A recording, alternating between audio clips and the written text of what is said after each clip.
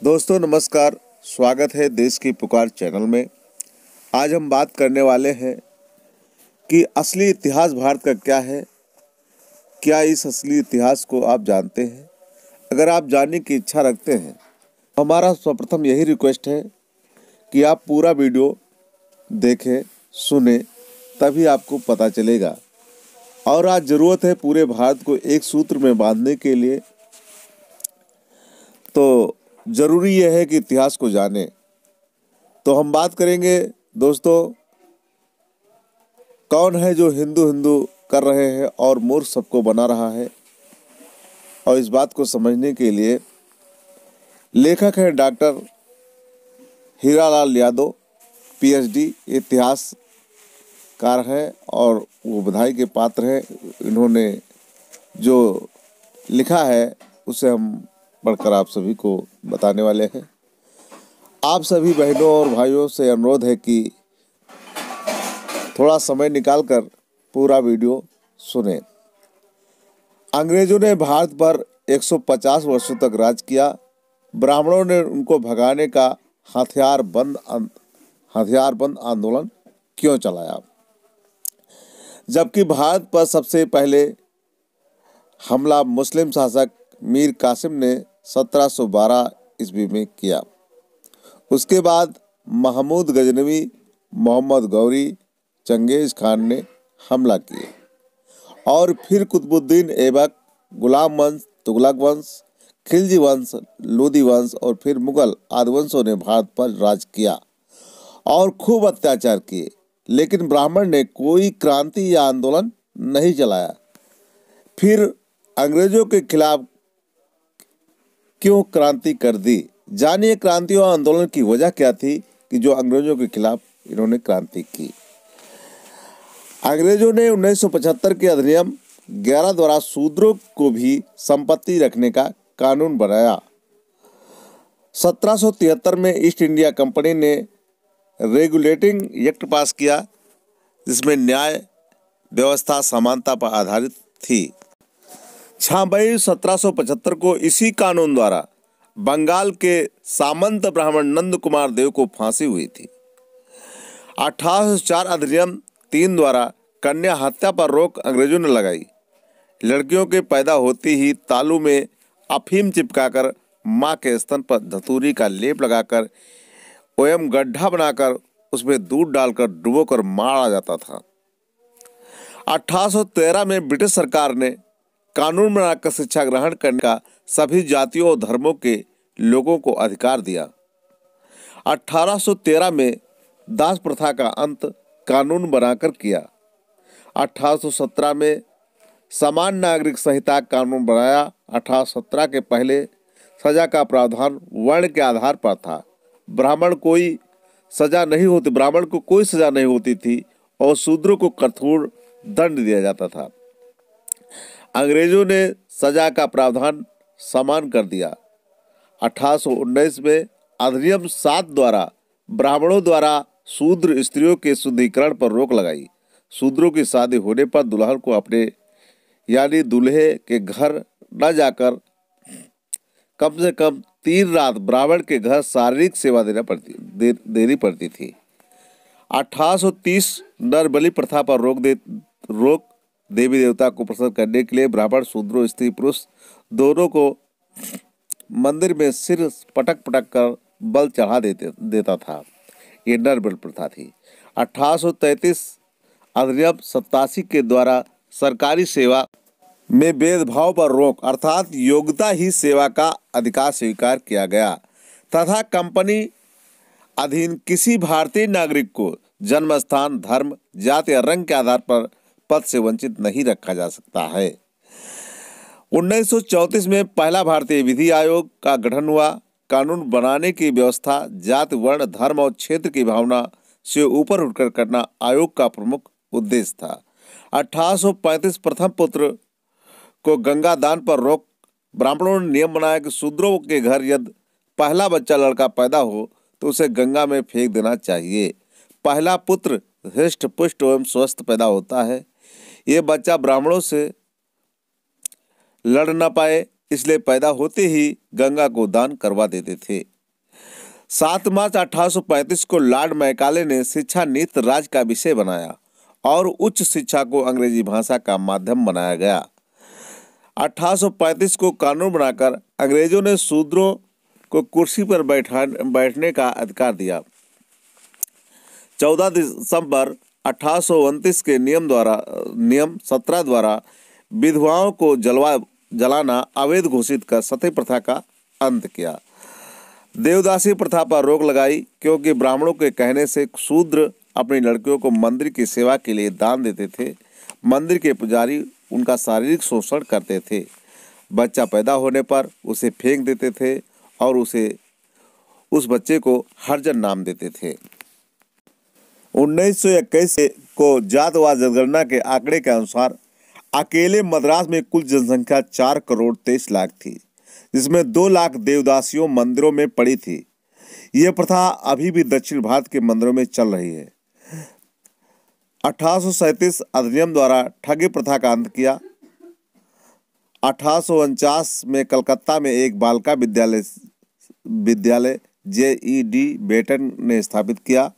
1854 में अंग्रेजों ने 3 विश्वविद्यालय कलकत्ता, मद्रास और बॉम्बे में स्थापित किए। 1902 में विश्वविद्यालय आयोग नियुक्त किया गया। 6 अक्टूबर 1860 को अंग्रेजों ने इंडियन पीनल कोड बनाया। लॉर्ड मैकाले ने सदियों से जकड़े शूद्रों की जंजीरों को काट दिया और भारत में जात, वर्ण और धर्म के बिना एक समान क्रिमिनल लॉ लागू कर दिया। 1863 अंग्रेजों ने कानून बनाकर चरक पूजा पर रोक लगा दिया। आलीशान भवन एवं पुल निर्माण पर शूद्रों को पकड़कर जिंदा चुनवा दिया जाता था। इस पूजा में मान्यता थे कि भवन और पुल ज्यादा दिन तक टिकाऊ रहेंगे। 1867 में बहु विवाह प्रथा पर पूरे देश में प्रतिबंध लगाने के उद्देश्य से बंगाल सरकार ने एक कमेटी गठित किया। 1871 में अंग्रेजों ने भारत में जातिवार गणना प्रारंभ की। ये गणना 1941 तक हुई। 1948 में पंडित नेहरू ने कानून बनाकर जातवार गणना पर रोक लगा दी। 1872 में सिविल मैरिज एक्ट द्वारा 14 वर्ष से कम आयु की कन्याओं को एवं 18 वर्ष से कम आयु के लड़कों का विवाह वर्जित करके बाल विवाह पर रोक लगाई। अंग्रेजों ने महार और चमार रेजिमेंट बनाकर इस जातियों को सेना में भर्ती किया, लेकिन 1892 में ब्राह्मणों के दबाव के कारण सेना ने अछूतों में भर्ती को बंद हो गई। रवैया वाणी पद्धति अंग्रेजों ने बनाकर प्रत्येक पंजीकृत भूमिदार को भूमि का स्वामी स्वीकार किया। 1918 में साउथ बोरो कमेटी को भारत में अंग्रेजों ने भेजा। यह कमेटी भारत में सभी जातियों का विधिमंडल कानून बनाने का विधिमंडल एक कानून बनाने की संस्था है में भागीदारी के लिए आया था। साहू जी महाराज के कहने पर पिछड़ों के नेता भास्कर राव जाधव एवं अछूतों के नेता डॉक्टर अम्बेडकर ने अपने लोगों को विधिमंडल में भागीदारी के लिए मेमोरेंडम दिया।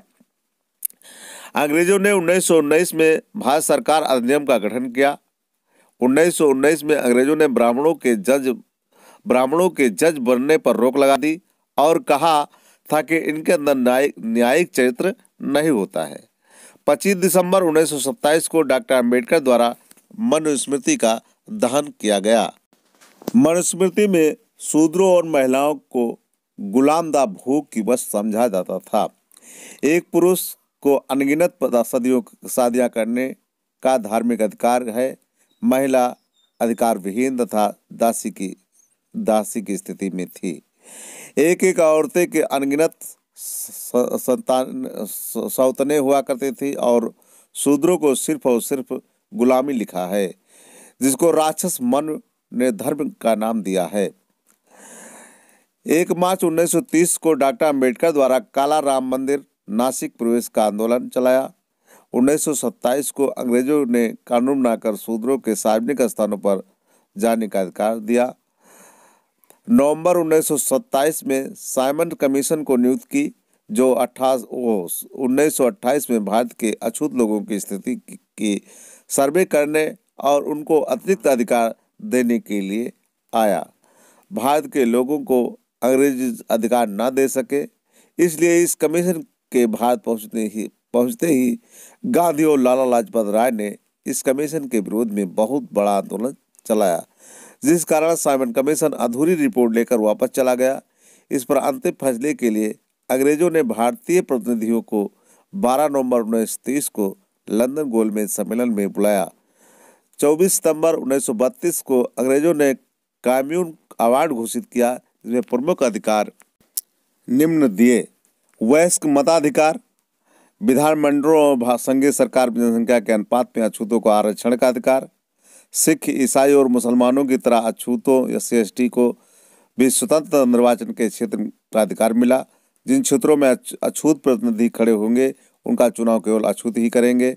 प्रतिनिधियों को चुनने के लिए 2 बार वोट का अधिकार मिला। इसमें एक बार सिर्फ अपने प्रतिनिधियों को वोट देंगे, दूसरी बार सामान्य प्रतिनिधियों को वोट देंगे। 19 मार्च 1928 को बेगारी प्रथा के विरुद्ध डॉक्टर अम्बेडकर ने बम्बई विधान परिषद में आवाज उठाई। इसके बाद अंग्रेजों ने इस प्रथा को समाप्त कर दिया। अंग्रेजों ने 1 जुलाई 1942 से लेकर 10 सितंबर 1946 तक डॉक्टर अम्बेडकर को वायसराय की कार्य साधक काउंसिल में लेबर मेंबर बनाया। लेबरों को डॉक्टर अम्बेडकर ने 8.3% आरक्षण दिलवाया। 1937 में अंग्रेजों ने भारत में प्रोविंशियल गवर्नमेंट का चुनाव करवाया और 1942 में अंग्रेजों से डॉक्टर अम्बेडकर ने 5000 हेक्टेयर भूमि को अछूतों एवं पिछड़ों से देने के लिए अपील किया। अंग्रेजों ने 20 वर्षों के समय सीमा तय किया था। अंग्रेजों ने शासन प्रशासन में ब्राह्मणों की भागीदारी को 100% से 2.5% पर लाकर खड़ा कर दिया था। इसी सब वजह से ब्राह्मणों ने अंग्रेजों के खिलाफ क्रांति शुरू कर दी थी, क्योंकि अंग्रेजों ने शूद्रों और महिलाओं को सारे हक अधिकार दे दिए थे और सब जातियों के लोगों को एक समान अधिकार देकर सबको बराबरी में लाकर खड़ा किया। जन जागरण हेतु ज़्यादा से ज़्यादा ग्रुपों में दोस्तों हम ये कहना चाहेंगे कि अगर आप चाहते हैं कि लोग जागरूक हों, लोग जाने कि इन लोगों की नीतियाँ क्या थी और आज ये लोग क्या कर रहे हैं, क्या करना चाहते हैं, भारत को अखंड करना चाहते हैं या खंड खंड करना चाहते हैं या एक सूत्र में पिरोना चाहते हैं, इनकी नीतियों को समझें दोस्तों और भारत को खंड खंड होने से बचाएं और एक सूत्र में बांधें, अखंड कर दें। ये आपकी जिम्मेदारी है दोस्तों। अगर आपको ये बात समझ में आ रही है तो ये जानकारी को अधिक से अधिक शेयर करें ताकि अन्य लोग भी जानकारी से वंचित न रहें। और ये वीडियो अगर आपको अच्छी लगी है तो हम कहना यही चाहेंगे, अगर आप पहली बार चैनल पर वीडियो देख रहे हैं तो चैनल को सब्सक्राइब कर लें और साथ में बेल आइकन घंटे को दबा दें ताकि लेटेस्ट जानकारी सर्वप्रथम मिलती रहे। और पहले से जो सब्सक्राइब किए हुए हमारे सब्सक्राइबर भाई उनको बहुत बहुत धन्यवाद और लास्ट तक वीडियो देखने के लिए बहुत बहुत धन्यवाद।